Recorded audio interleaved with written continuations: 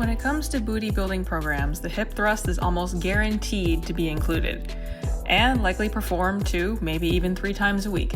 It's efficient, effective, and personally one of my favorite exercises. There are tons of machine varieties and ways to perform them. Obviously, which one you perform will be largely based on what your gym or home gym has available and your preference. But it can get a little overwhelming walking into a gym and trying a machine you've never used before. So, by popular request, I wanted to make a video about this Glutebuilder hip thrust machine right here. It may look a little complicated or intimidating, but your standard form is still the same. Number 1. Sit down on the seat and place your feet about hip width apart on the platform, with your feet slightly out. Number 2. When you lean back against the pad, the bottom of your shoulder blades should line up with the edge of the pad. That's what you're bracing against. Number 3. Slide the barbell towards you with both hands so it's over your hips. When you lift your hips up off the seat, it should line up with the bar pad. Squeeze your glutes, push through your heels, and thrust up so you can unrack the bar. Now you can start the exercise. Number 4. Keep your glutes engaged as you lower the bar down. When you get to the bottom of the movement, drive through your heels and squeeze your glutes to thrust the bar upwards. You should feel the most squeeze at the top. And repeat. Keep in mind, you'll know you're at the top of the movement when you feel the most glute contraction.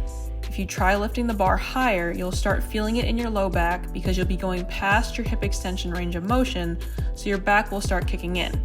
So make sure you're going high enough for max glute activation without back compensation.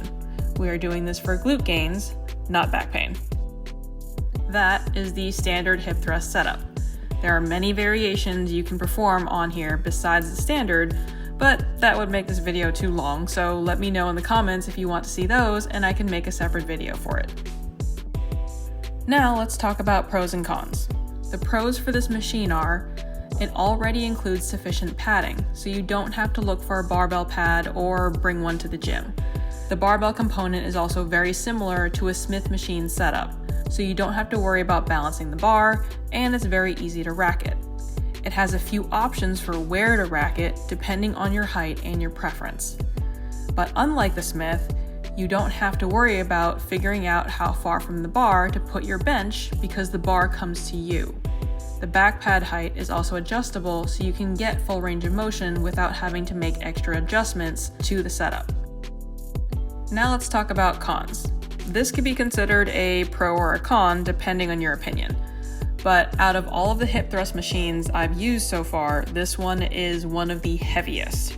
If you're used to a Smith machine setup, you might think the bar itself won't weigh much and just start loading up the plates. But this machine is different. The bar has some weight to it, so you won't have to add as many plates as you think.